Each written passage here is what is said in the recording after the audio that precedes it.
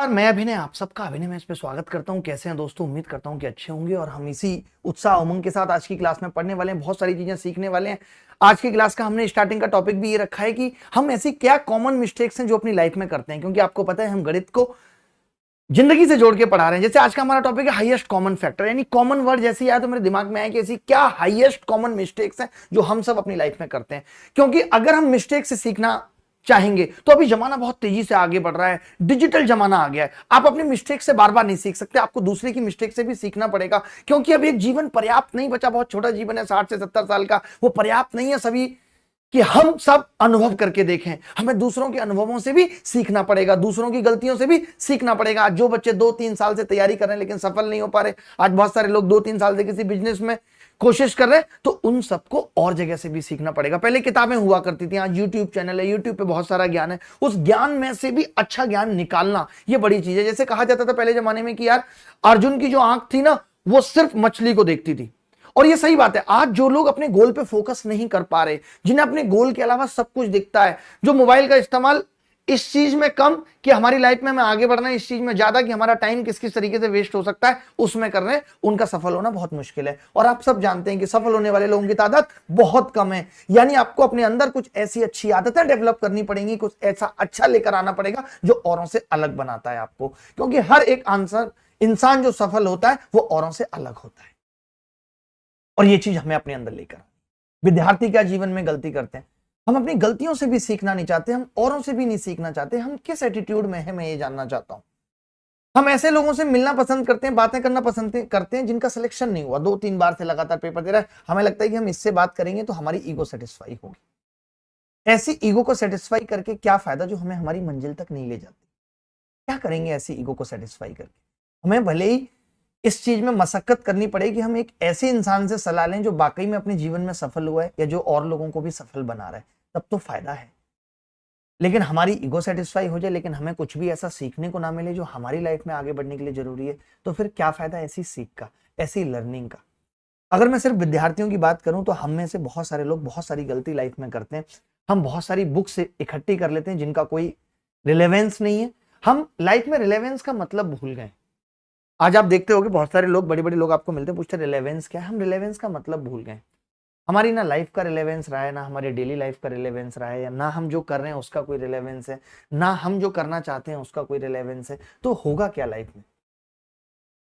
सार्थकता। रिलेवेंस का मतलब होता है सार्थकता, कि जो चीजें आप कर रहे हैं उसका कुछ फायदा है या नहीं, उसकी कोई प्रोडक्टिविटी है या नहीं।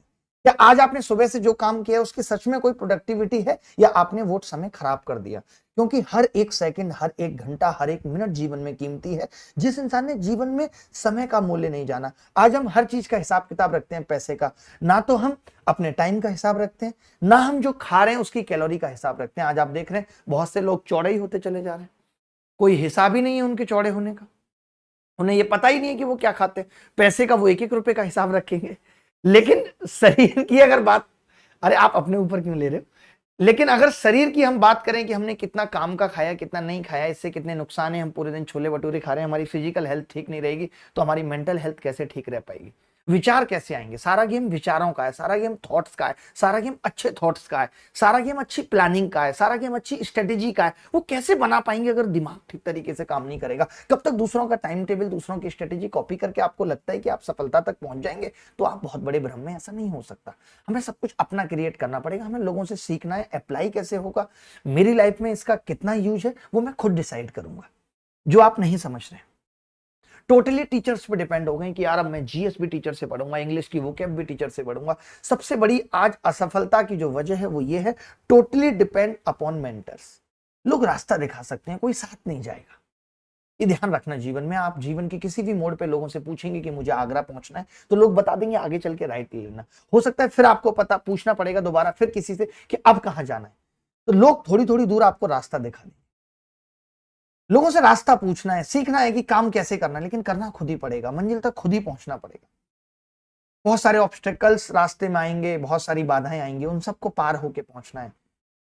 कहीं ऐसा रास्ता मिलेगा जहां धुंधलापन होगा, कुछ दिखेगा नहीं बहुत आगे तक का, तो वहां ये सोच के चलना है कि थोड़ा आगे चलूंगा तो फिर दिखने लगेगा। जैसे कोहरे में हम 100 मीटर चलते हैं तो आगे का दिखाई देने लगता है।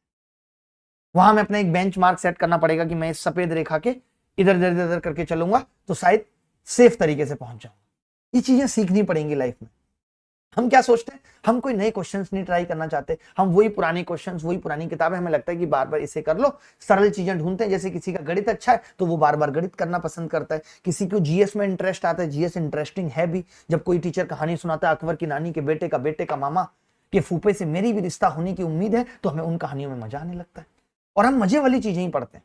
हमें मूवी देखना अच्छा लगता है तो हम वो मूवी देख के समय खराब करते हैं। जहां हमें मुश्किल आती है वहीं से हम हार जाते हैं, जबकि सफलता की तैयारी वहां से शुरू होगी जहां मुश्किल आने के बाद भी आप हिम्मत करके आगे बढ़ जाएं। बिना एफर्ट के, बिना मुश्किलों के किसी को कुछ नहीं मिला और मिलता भी नहीं है और मिलने का मजा भी नहीं है, दोनों ही बातें। आप सोचो कि अगर आप जीवन में बहुत सीधे सीधे रास्ते से चल रहे हैं, आसान आसान तरीके से चल रहे हैं, आपको बहुत ज्यादा अपना कंफर्ट नहीं खोना, तो आप ज्यादा से ज्यादा बैंक में क्लर्क बन जाएंगे, इससे ज्यादा कुछ नहीं। और जब आपको इतनी कंफर्ट की पड़ी थी तो क्लर्क बनने की भी क्या जरूरत थी। जिस दिन आप घर से बैग उठा के निकल आए थे ना, तो समझ लो कि आपने उन रास्तों पर चलने का सोच लिया था जिन पे कांटे हैं, आपको घर से बाहर निकलना ही नहीं था। रिस्क तो वहीं से शुरू हो गया था जब आप अपने घर से बाहर निकले थे।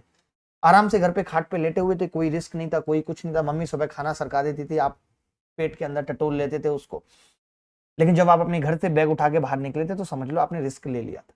और अब उसके बाद भी जान नहीं लगाना चाहते, जी जान से नहीं पढ़ना चाहते, दिल से नहीं पढ़ना चाहते, सिर्फ ये दिखाना चाहते हैं कि रात को 11 बजे पढ़ने बैठे थे और 2 बजे तक पढ़ाई करके एक सेल्फी डाल दी, स्टडी एट होम, रात के 2 बज रहे। आपको लगता है कि इन सब चीजों से, देखिए मैं दिखापे के लिए कभी मना नहीं करता, आप दिखाइए, बहुत अच्छी बात है दिखाना, लेकिन अंदर की जड़ें भी मजबूत होनी चाहिए।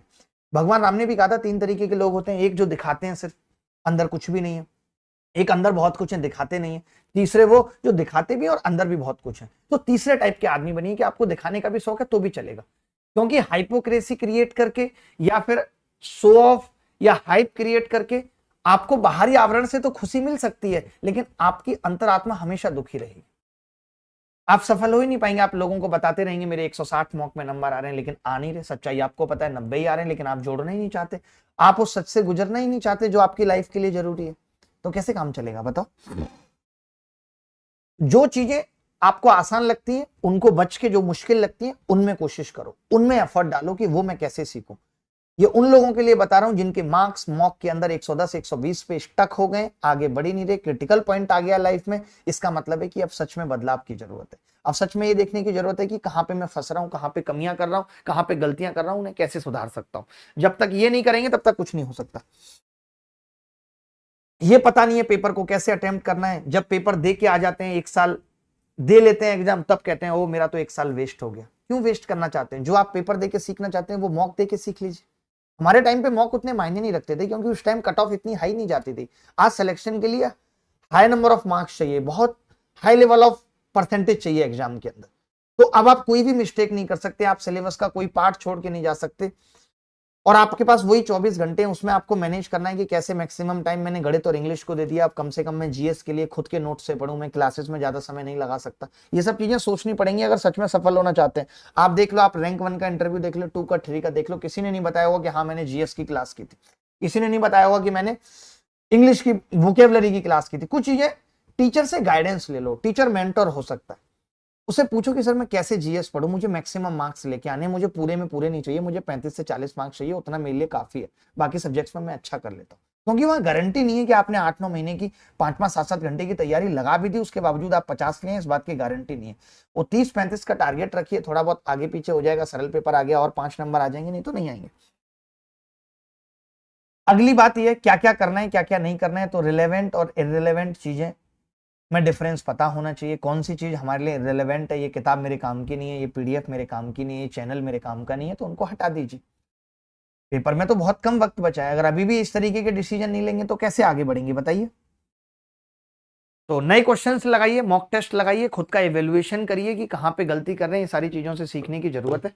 अब शुरू करते हैं आज की क्लास, और एलसीएम एचसीएफ पे आज की क्लास है। एलसीएम एचसीएफ में हमने पिछली क्लास में एलसीएम का पूरा बेसिक खत्म कर दिया था। आज की क्लास में हम 1-1.5 घंटे में एचसीएफ का बेसिक खत्म करेंगे। एचसीएफ क्या है, क्या कहना चाह रहा है, किस तरीके से इस पे सवाल बनते हैं, और उसके बाद एलसीएम एचसीएफ दोनों को जोड़ के जिस भी तरीके के सवाल बन सकते हैं उन सबको करंट से जोड़ के पढ़ाएंगे। करंट से जोड़कर पढ़ाने का मतलब यहाँ पे बस इतना सा है कि मैं वही सवाल या वही एग्जाम्पल लूंगा, नॉर्मल ना लेते हुए, जो किसी ना किसी एग्जाम में आए, जिससे आपको ये लगे कि जो हम पढ़ रहे हैं वो बहुत एग्जाम ओरिएंटेड है, बाकी में उसका रिलेवेंस है हमारी सफलता के अंदर। तो शुरू करते हैं, इजाजत दीजिए फटाफट से यस लिख के आग उबलिए। बीच बीच में भी मैं ज्ञान देता रहूंगा, अच्छी बातें बताता रहूंगा। अभी जो मैंने बताया है उसमें यही है कि फालतू की किताबें इकट्ठा मत करिए। जो किताबें आपको लगती है अभी आपको नहीं पढ़नी, कि ये 8,000 सवालों की किताब है, 9,000 सवालों की किताब है, उन सबको साइड कर दीजिए, कोई मतलब नहीं है। इन 3 महीने दिल लगाकर मन लगाकर पढ़िए। मैं इतनी कोशिश कर रहा हूं कि आपको हर तरीके से समझाने की, कि आप समझ पाए, ताकत लगा पाए। और ये फोकस मत करिए कि सीधा नहीं मेरा फोकस नौकरी पे है, मुझे नौकरी चाहिए, पूरे दिन यही सोचेंगे तो बस एंजाइटी होने लगेगी। क्या कभी किसी लड़की को मिलते हो तो पहले दिन ये सोचने लगते हो कि यार मुझे तुमसे शादी करनी है, उसको बोल देते हो? नहीं, मन में रहता है ना, मन में पता है कि हाँ इससे शादी होगी, तैयारी अब शुरू हो गई। वहां भी एक तैयारी होती है, आज मिले हैं, कल व्हाट्सएप पे बात होगी, फिर धीरे धीरे करके कॉल पे थोड़ी थोड़ी बात होगी, फिर उसके बाद कभी कॉफी पीने चलेंगे, उसके बाद कभी 1-2 घंटे पार्क में बैठेंगे। एक प्रक्रिया है, तो इंजॉय दैट प्रोसेस। उस प्रोसेस को इंजॉय करता है आदमी। लेकिन यहां जो सरकारी नौकरी में आप तैयारी कर रहे हैं, उस प्रोसेस को आप एंजॉय नहीं करना चाहते, या लाइफ के प्रोसेस को आप एंजॉय नहीं करना चाहते, हर दिन दुख रोते रहते हैं, उसको भी इंजॉय करिए।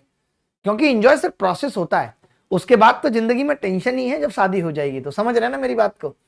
Always enjoy the process of life, process of relationship, process of obtaining a नौकरी। इन सब चीजों के प्रोसेस को आनंद, मैं हमेशा कहता हूं ना कि रास्तों का आनंद लेना सीखिए। मंजिल मिली भी नहीं तो फर्क नहीं पड़ेगा, लेकिन रास्ते अगर रो रो के बिताए और मंजिल मिल भी गई, या मंजिल तक पहुंच के भी आप उस लायक रहे नहीं, तो कोई फायदा नहीं। ठीक है, तो हर एक पल, हर एक सेकंड, हर एक दिन को जीना है और उसी के साथ आगे बढ़ेंगे। तो चलिए शुरू करते हैं आज की क्लास, आगे बढ़ते हैं।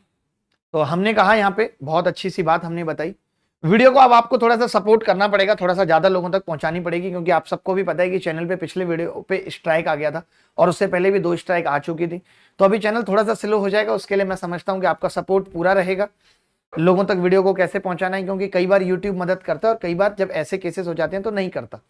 तो अभी यूट्यूब थोड़ा सा नाराज है हमसे, उसकी नाराजगी भी दूर कर देंगे, अच्छा पढ़ाएंगे, अच्छा कंटेंट देंगे, अच्छे बच्चों तक रीच करेंगे, मजा आएगा। ठीक है जी, चलिए हेडिंग लगाइए HCF, बहुत मजा आने वाला है, बहुत मजा आने वाला है। HCF हेडिंग लगाइए।